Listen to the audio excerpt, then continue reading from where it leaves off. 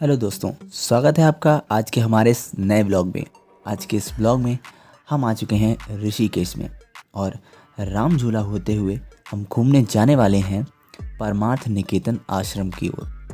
ये ऋषिकेश का सबसे ज़्यादा फेमस टूरिस्ट प्लेस है। वहाँ पर हम घूमेंगे उसके आसपास के बाज़ारों में और सीधी गलियों से होते हुए हम पहुँचेंगे स्वर्ग आश्रम यानी परमार्थ निकेतन आश्रम में। परमार्थ निकेतन आश्रम बिल्कुल स्वर्ग जैसा है। देखिए यहाँ का खूबसूरत नज़ारा। यहाँ पर आपको कैसे स्टे करना है, देखने लायक यहाँ पर क्या क्या है और यहाँ से आपको बाकी सारे टूरिस्ट प्लेसेस पर कैसे पहुँचना है, इस वीडियो में आपको पूरी जानकारी मिलने वाली है।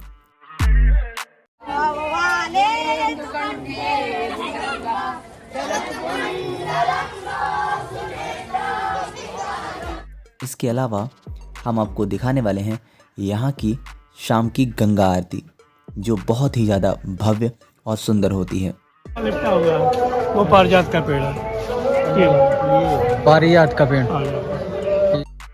शाम को गंगा आरती का ये मनोरम दृश्य बहुत ही सुंदर प्रतीत होता है। विदेश और देश से लोग यहाँ गंगा आरती का लाभ उठाने आते हैं और हम आपको दिखाएंगे कैलाश खेर जी की परफॉर्मेंस।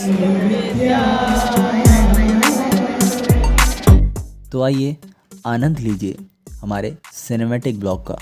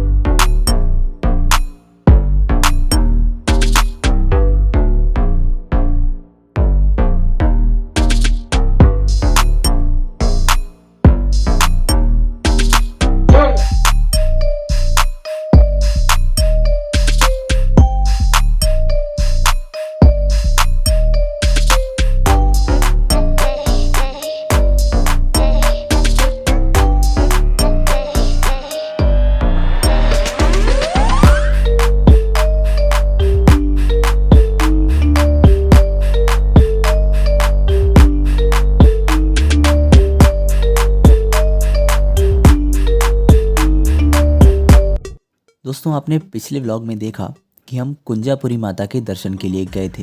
वहाँ से वापस हम राम झूला की पार्किंग पर आ गए। गाड़ी को पार्क करने के बाद हम लोग चल पड़े राम झूला होते हुए परमार्थ निकेतन आश्रम की ओर। और आप देख सकते हैं जगह जगह पर आपको छोटे छोटे मार्ग और सीढ़ियाँ मिल जाएंगी जो कि राम झूला की ओर जाती हैं। सामने राम झूला आपको दिख रहा होगा। तो इन सीढ़ियों की मदद से हम पहुँच गए राम झूला के सामने। हमारा परमार्थ आश्रम माँ गंगा के उस पार स्थित है और अभी हम जाने वाले हैं राम झूला को क्रॉस करते हुए अपने परमार्थ आश्रम की ओर।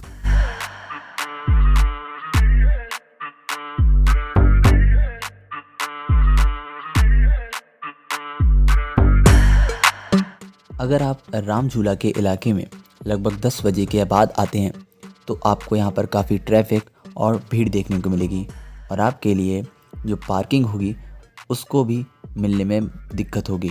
आपको जल्दी कहीं भी पार्किंग नहीं मिलेगी। तो आप कोशिश करें, अगर आप ऋषिकेश घूमने आ रहे हैं तो आप थोड़ा जल्दी आएँ।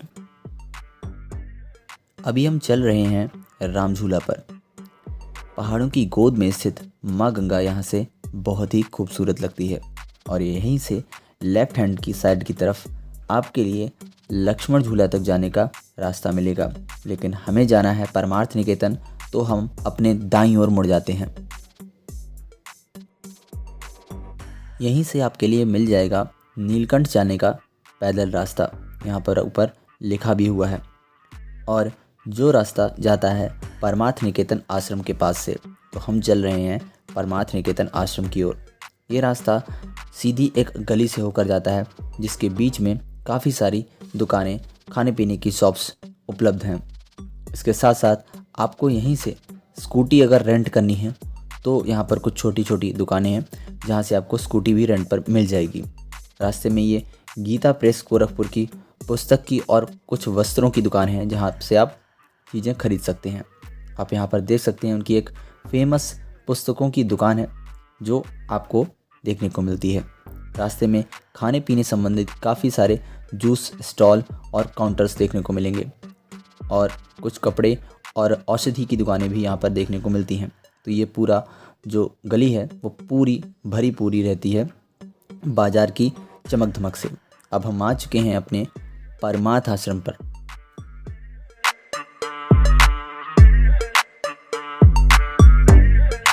यहीं पर स्थित है परमार्थ घाट और ये आपको दिख रहा है आश्रम का मुख्य गेट। आइए चलते हैं आश्रम के अंदर और आपको दिखाते हैं कि यहाँ से पर्वतों की खूबसूरती कितनी ज़्यादा मनोरम और आकर्षक लगती है। यहाँ का नज़ारा किसी स्वर्ग से कम नहीं होता, यकीन मानिए। यह आश्रम ऋषिकेश का सबसे बड़ा आश्रम है जिसकी स्थापना 1942 ईस्वी में स्वामी सुखदेवानंद ने की थी। बाद में इस आश्रम के अध्यक्ष के रूप में स्वामी चिन्मयानंद सरस्वती को चुना गया था। यह आश्रम गरीब और अनाथ बच्चों के लिए बनाया गया था। यहाँ पर बच्चों को वैदिक और पारंपरिक शिक्षा देने के साथ साथ वेद का अध्ययन भी कराया जाता है।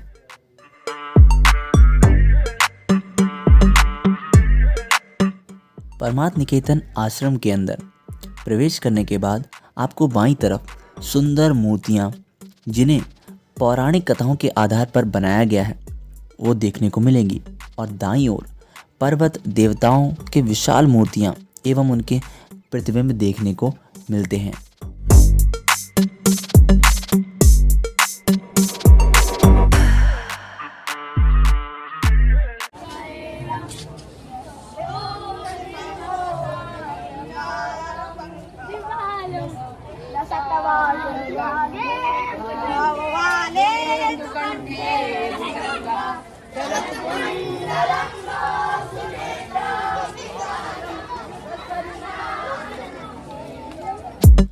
यह आश्रम काफ़ी अधिक क्षेत्र में फैला हुआ है जिसे बाहर और अंदर दोनों तरफ से देखने पर बेहद खूबसूरत लगता है।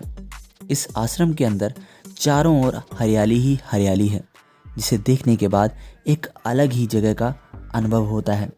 आइए अब आपको दिखाते हैं कि यहाँ से कुछ टूरिस्ट प्लेसेस कितनी दूर पर स्थित हैं।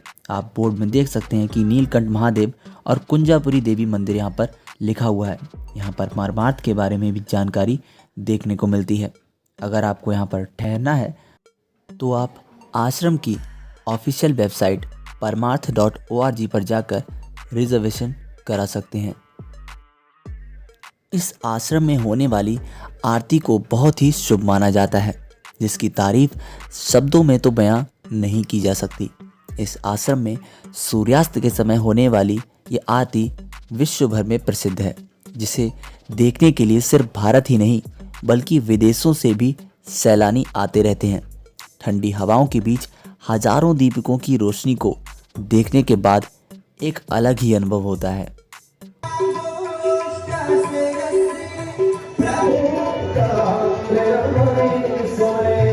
चलिए जब तक आरती शुरू होती है तब तक हम आश्रम की आपको कुछ खास चीज़ें दिखा देते हैं। क्योंकि ये जो सप्ताह चल रहा था जिसमें हम गए थे वो योगा का सप्ताह था और स्वामी जी का जन्मदिन भी था जिसके चलते कैलाश खेर जी भी आने वाले थे। सामने आप देख सकते हैं कि यहाँ पर भोजनालय यानी कैंटीन भी देखने को मिलती है और यहाँ पर आप देख सकते हैं कितना खूबसूरत नज़ारा है। यहाँ पर काफ़ी सारी हरियाली है। ठहरने के लिए कमरे यहीं पर बने हुए हैं। यहाँ पर योगशाला और यज्ञशाला भी देखने को मिलेगी।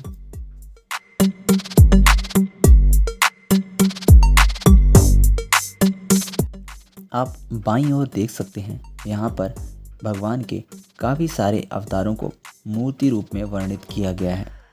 यहीं पर भगवान के दशावतार भी शामिल हैं। जैसे आप देख सकते हैं क्षीर सागर में लेटे हुए भगवान विष्णु। इसके अलावा भगवान का नरसिंह अवतार भी यहाँ पर शामिल है। बाकी सारे आप यहाँ पर भगवान के रूप देख सकते हैं।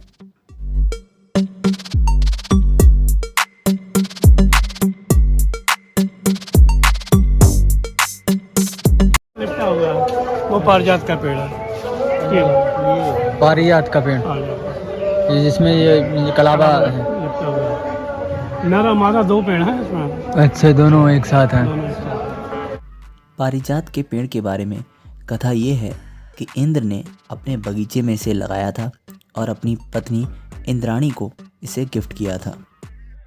आइए चलते हैं और आपको कुछ अनोखी चीज़ों से रूबरू कराते हैं। ये देखो आप, यहाँ पर कुछ विशेष लग रहा है आपको?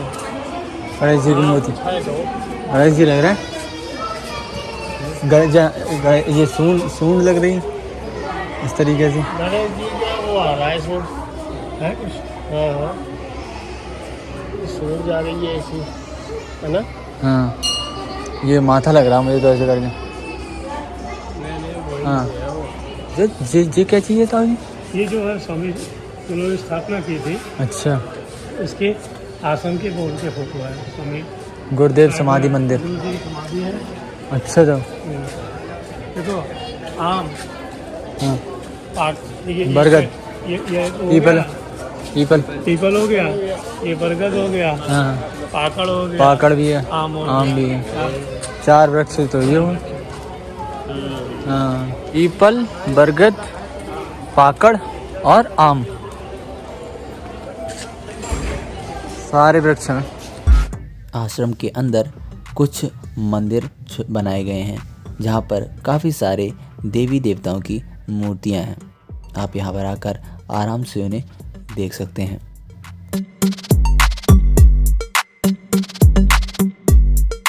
अगर आप परमार्थ में आकर ठहरते हैं या इसके आसपास रुकते हैं तो यहाँ से आपके लिए घूमने के काफ़ी सारे प्लेसेस हैं, जिसमें त्रिवेणी घाट है, बीटल्स आश्रम जिसे 84 कुटिया बोला जाता है, इसके अलावा राम झूला, लक्ष्मण झूला, 13 मंजिला मंदिर जो कि लक्ष्मण झूला पर स्थित है, इसके साथ साथ गीता भवन आश्रम, बाबा काली कमलीवान प्रस्थाश्रम, इसके अलावा भूतनाथ मंदिर भी है।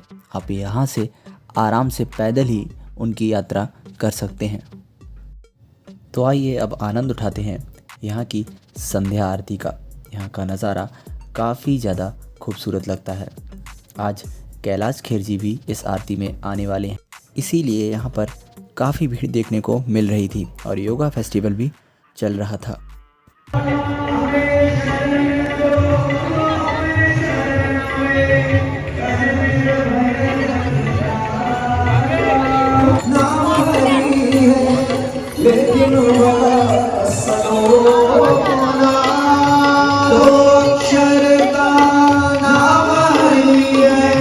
लेकिन बड़ा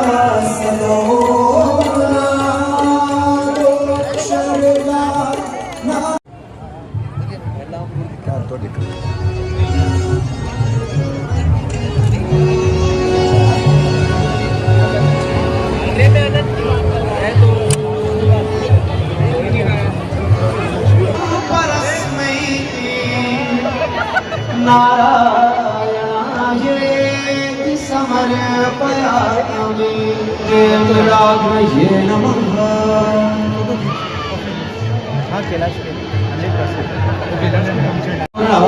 पूर्णमुदच्यते आदाय पूर्णमेवावशिष्यते।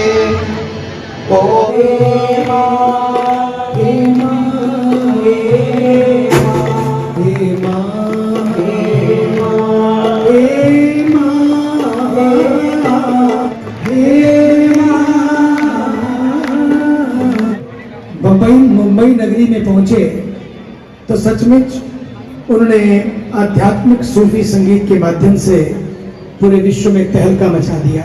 हमारे पद्मश्री श्री कैलाश खेर जी, जिनको भारत के प्रधानमंत्री जी ने जब अपने स्वच्छता एम्बेसडर को चुना तो उनको चुना, जब अपने नवरत्न चुने तो उनको चुना। स्वामी जी का जन्मदिन, जन्म उत्सव हमने मनाया।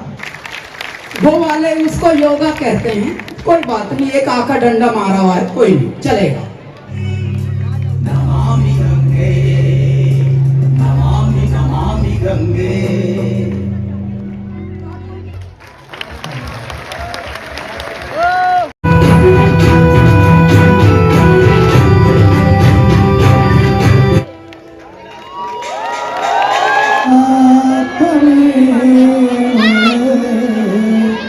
त्वमेव बन्धु च सखा त्वमेव। परमार्थ निकेतन में आरती का विश्राम होने के बाद, आरती लेने के बाद हम चल पड़े थे अपने घर की ओर। यहाँ पर शाम को आज काफ़ी ज़्यादा भीड़ थी क्योंकि कैलाश खेर जी आए हुए थे और साथ ही साथ योगा फेस्टिवल भी था। तो यहाँ पर एक विशाल हनुमान जी की मूर्ति है और संकट मोचन हनुमान का एक प्यारा सा मंदिर है। उनके दर्शन करने के बाद, प्रसाद लेने के बाद हम चल पड़े अपने कार पार्किंग की ओर, जो कि जाती है राम झूला से होकर। रात के समय में राम झूला काफ़ी ज़्यादा खूबसूरत लगता है। आज के व्लॉग में बस इतना ही। उम्मीद है आपको ये वीडियो पसंद आई होगी। अगर आपको व्लॉग अच्छा लगा तो प्लीज़ इसको लाइक करें, फ्रेंड्स फैमिली के साथ इसको शेयर करें और ऐसे ही रेगुलर और इंटरेस्टिंग व्लॉग्स के लिए हमारे चैनल टॉक एंड टूर को सब्सक्राइब करें।